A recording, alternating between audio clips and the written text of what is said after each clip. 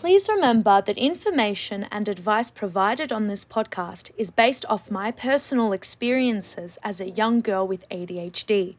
Although I do analyze, mention, and cite valid peer-reviewed sources, my podcast is not a replacement for professional medical advice. If you have concerns or questions regarding your own amazing brain and mental health, please talk to a medical provider. I'd like to begin by acknowledging the traditional owners and custodians of the land on which I speak to my listeners today, the peoples of the Kulin Nation. I also pay my respects to their elders, past and present. I'd also like to acknowledge that sovereignty was never ceded. This episode of the Lucie Pod is a little heavier than most, as we will be discussing the negative effects of lockdown on mental health. So I'll be touching on things like anxiety and depression and all of that sort of unpleasant stuff.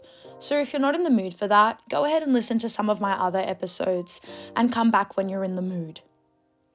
If you are finding it hard to cope during this lockdown, there is help. You can call the ADHD National Helpline on 1300 393919, the Beyond Blue Helpline on 1300 22 46336, Lifeline on 131114. You can find all of these resources in the description and on my website resources page. Also, if you have the means, please donate to UNICEF Haiti, Hope for Haiti, UNICEF Afghanistan, Save the Children Afghanistan, Mars for Migrants. All of these links will be in my bio, and if you cannot donate, please share. Hello everyone, welcome back to the Lucie Pod. I'm recording this episode during Victoria's 6th extended lockdown. So yep, we're still stuck at home. We only have 5 reasons to leave the house. We have a curfew and a 5-kilometre radius limit. University is mostly online except for some subjects and courses. So yeah, it does feel like a repeat of last year because it is. I feel like we're back in the ADHD and online learning series days. It is completely surreal and I'm hating it. Like everyone else, I think it's time that us ADHDers speak up about the struggle of lockdown. And please keep in mind that this episode is for people with ADHD and their families who are struggling during this time. However, I wholeheartedly acknowledge that things could be worse and that everyone in Victoria feels the same way. And I am in no way saying that people with ADHD have it all the worse. People with ADHD just experience different issues and differently with lockdown, and that's due to their ADHD. So I'm not here to invalidate neurotypicals who are struggling because we all are. So with that in mind, let's talk about it. The first bit, the impact of lockdown on people with ADHD and families. Obviously, the pandemic isn't over. Therefore, the research and studies on ADHD and lockdown aren't really sort of long-term, as in there'll be more comprehensive and long-term research years down the line, but we're working with what we've got. So I did a bunch of reading and found some interesting data, and I'll link all of these studies below, so if I forget to say full names and full titles, it is all cited in the description. Right.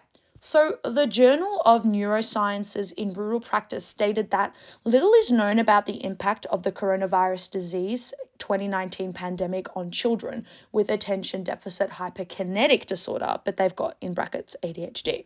This study is aimed to assess the impact of lockdown on children with ADHD and their families. Additionally, feasibility of carrying out text message-based intervention was evaluated. So, an online survey was performed to evaluate the impact of lockdown on children with ADHD and their family members. And there was also a text message-based intervention that was performed over 2 weeks. And they also provided reading materials and an option of telephonic consultation.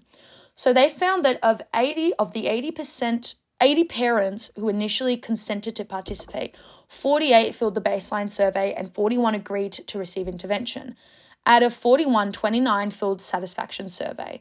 So during the lockdown period, there was worsening of symptoms of ADHD in the form of increase, slight or marked, in the activity level, 50.1%, Irritability, 45.8%, and disturbing or disruptive behavior, 47.7% in children.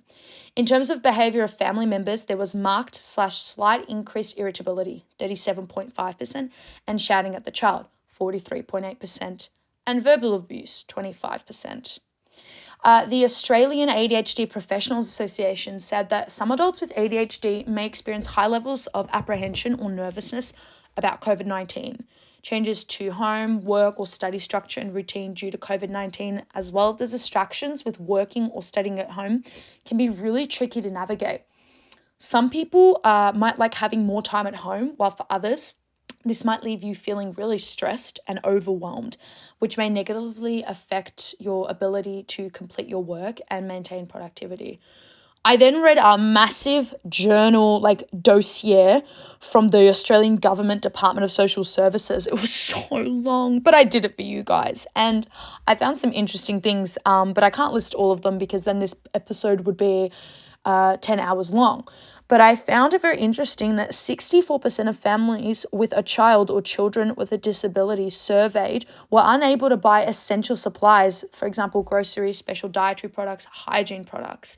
Nearly 40% of families with a child with a neurodevelopmental disability surveyed reported financial difficulties as a result of the pandemic.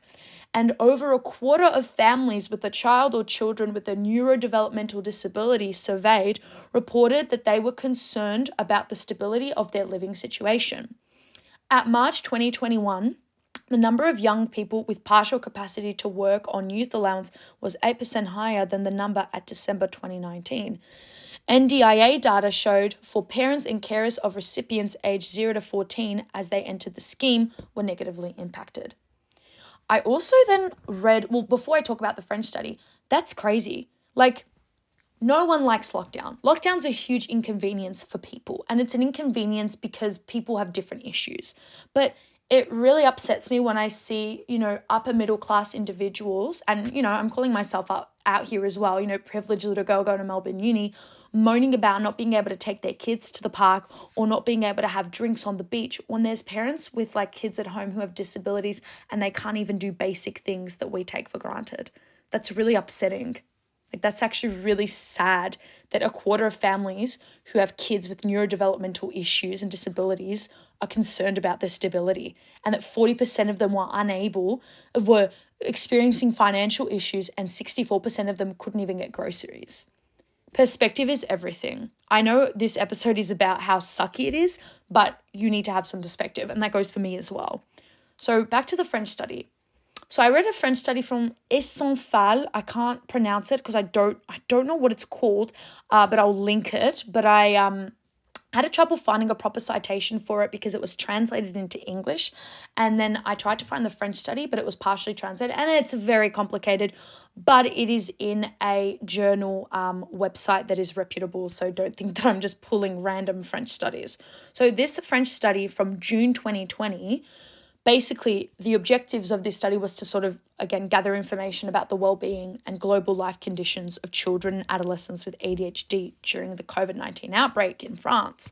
So between day 20 and 30 of lockdown, 538 parents responded to the survey and 95% of them were women. So I guess maybe the mothers with the ADHD kids, I don't know. Since the lockdown, 34.71% of children experienced a worsening in well-being. And then they went on to talk about how, though, as the lockdown progressed and as their parents became more equipped, children were less likely to report feeling uncomfortable and dissatisfied with the lockdown, which is interesting. But these studies basically show us that lockdown isn't really fun for people with ADHD and their families. It's just, what's that mean? I'm straight up not having a good time. You're just not having a good time. No one's enjoying this.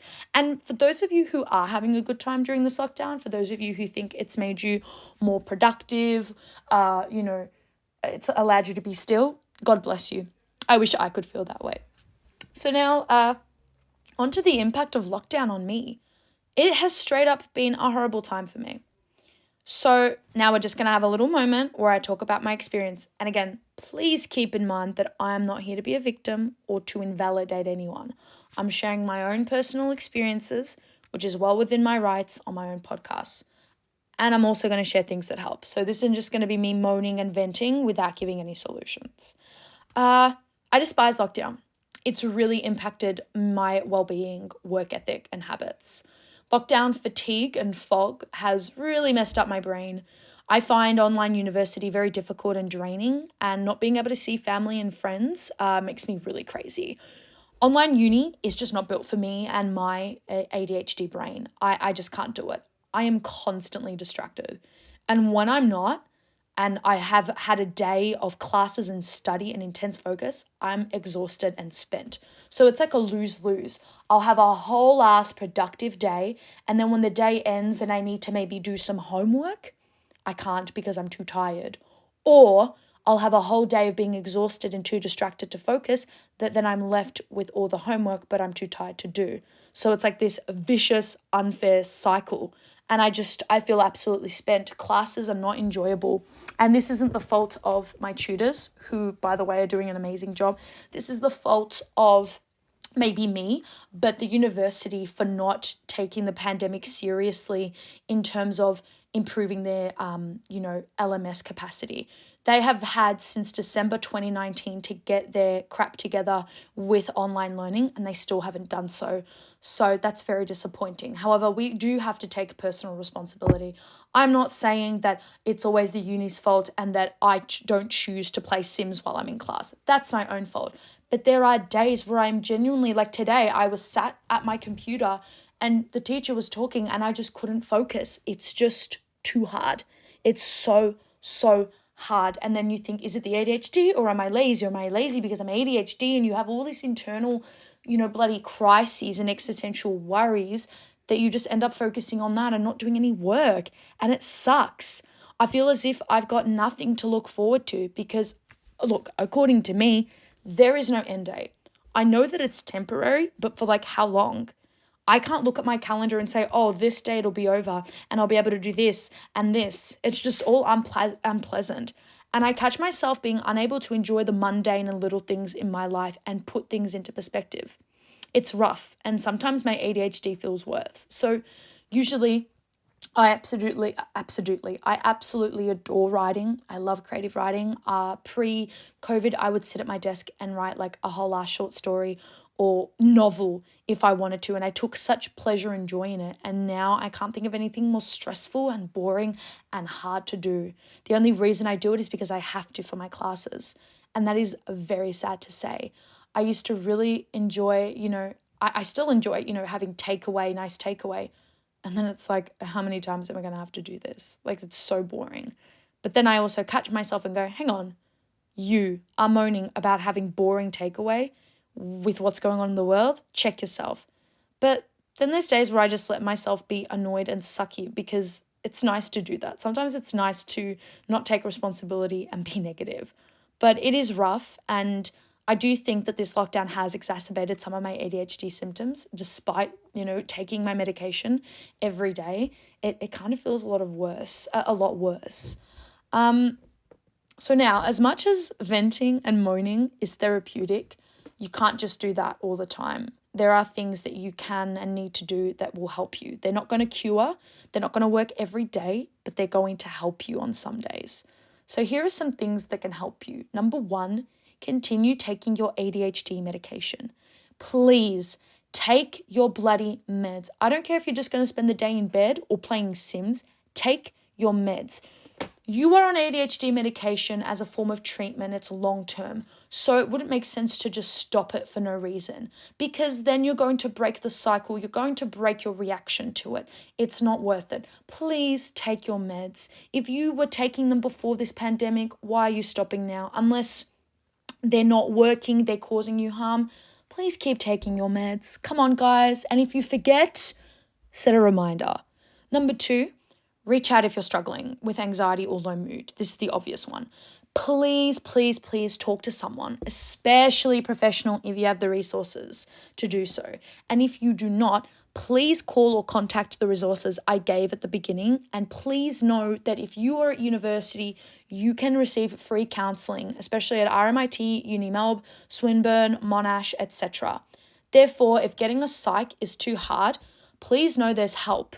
Like, there is actual help. If you go onto Google right now and type in your university's name and counseling services, it will come up. You can get free counseling services, and you can do this by telehealth or on the phone.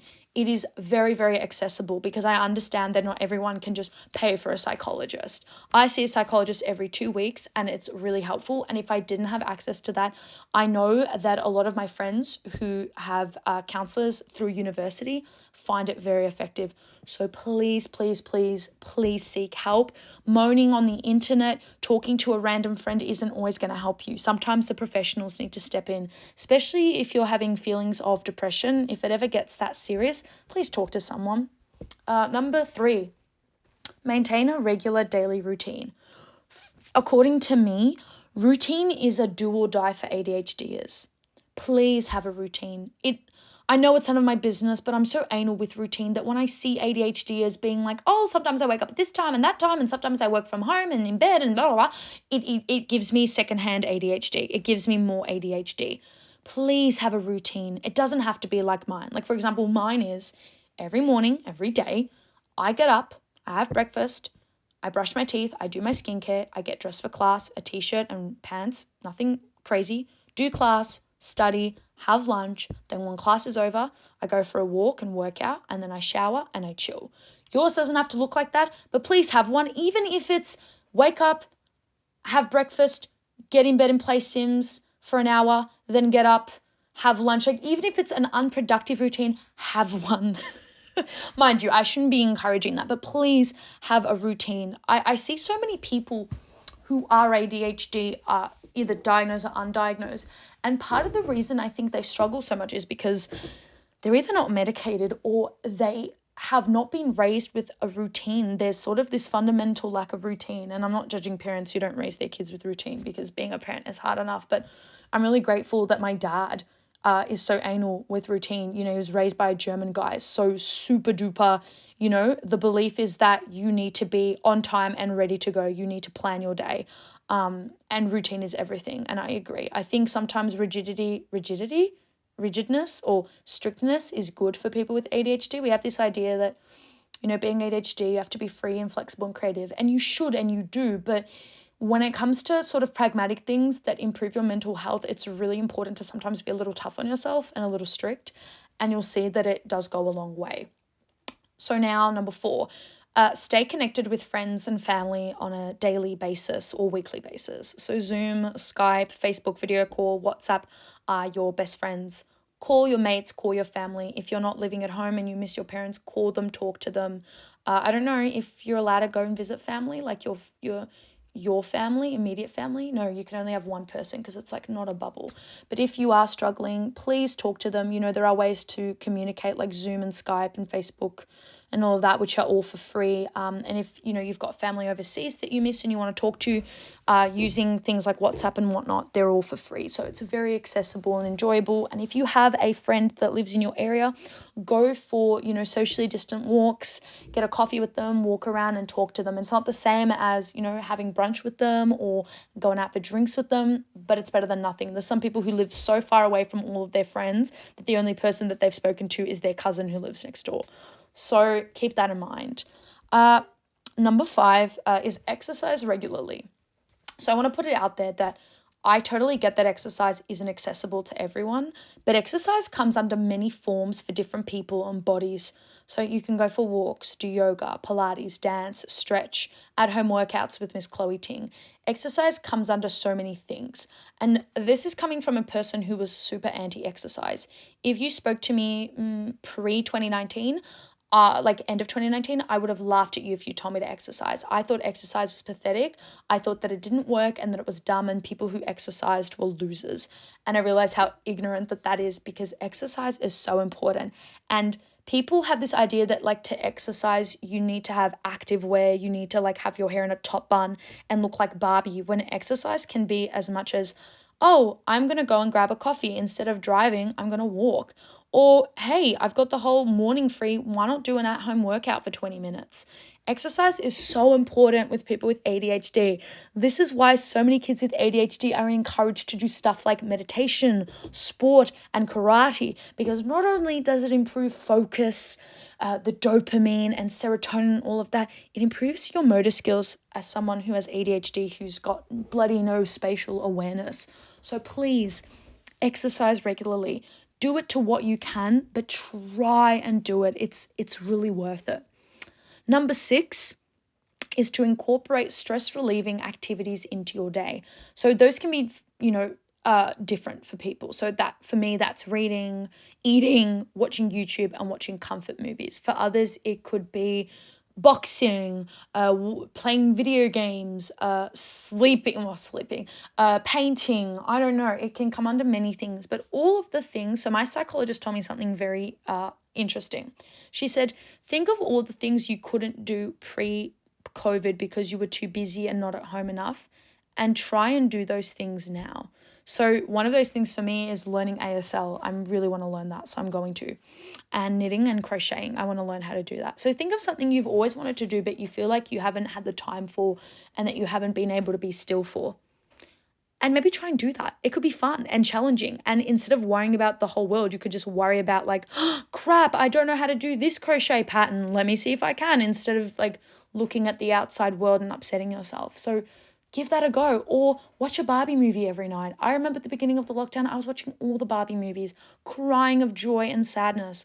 I was watching all the Harry Potter movies, all the Studio Ghibli movies, anything, even if that means watching YouTube videos of, I don't know, people playing video games and screaming into their headset. I sound like such a boomer. Whatever makes you feel better, do it. You're not in the wrong. If it means baking a cake or ordering like McDonald's, do it. I mean, it's not the best, but who cares? We're in lockdown. You're allowed to do what you want. Well, not what you want, but some things. Number 7 is get enough sleep. I feel like I'm an anomaly when it comes to the sleep thing. I'm ADHD, but I have beautiful sleep patterns. And I don't say that to brag, but I really don't struggle with sleep. However, I know a lot of people with ADHD struggle with sleeping. And this isn't something that I can give tips on, because I can tell you, create an environment that makes it so you sleep, don't go on your phone before. If you have issues with sleep, again, please talk to a professional. And please don't order like melatonin gummies online, or not melatonin. Is it melatonin, the thing that helps you sleep?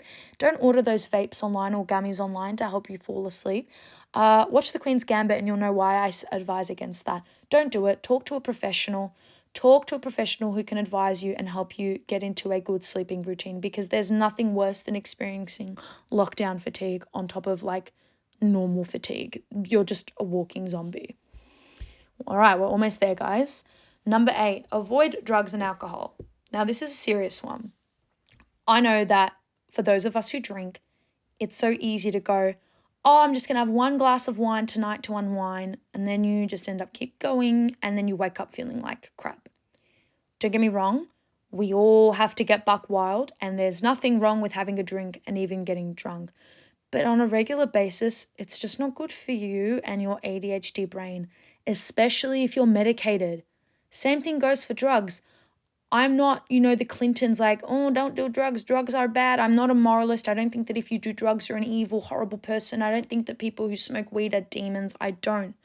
But ADHD and drugs do not mix. ADHD medication and drugs do not mix. It can leave irreparable damage. Don't do it. It's so not worth it. It's just not good for you. Drugs are not made for people who are vulnerable.